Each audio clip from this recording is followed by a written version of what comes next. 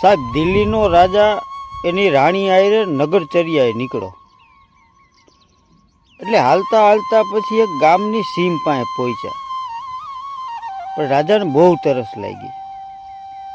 એટલે ખેતરના શેઢે એક મોટું ઝાડ હતું, એના નીચે રાજા બેહી ગયો.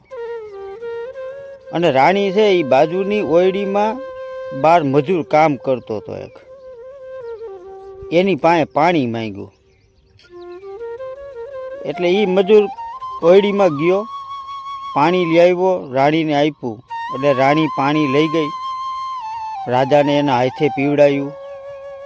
પછી પોતાના સાડીના પાલવથી રાજાનું મોઢું લૂછ્યું.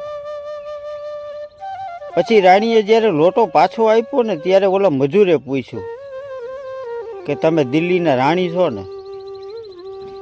રાણી કે હા. પણ કે તમને કઈ રીતે ખબર પડી? તો મજૂર કે ઊભા રહ્યો, હમણાં કહું. એટલે એને બૂમ મારી કે એલા સાંભળેશ, મને તરસ લાગી છે, પાણી લેતી આવ. કાંટો અંદરથી અવાજ આવ્યો કે એવી બધી તરસ લાગી હોય તો અંદર આવીને પી જાવ કે તમે કઈ દિલ્હીના રાજા નથી. રાણી કે સમજી ગઈ ભાઈ.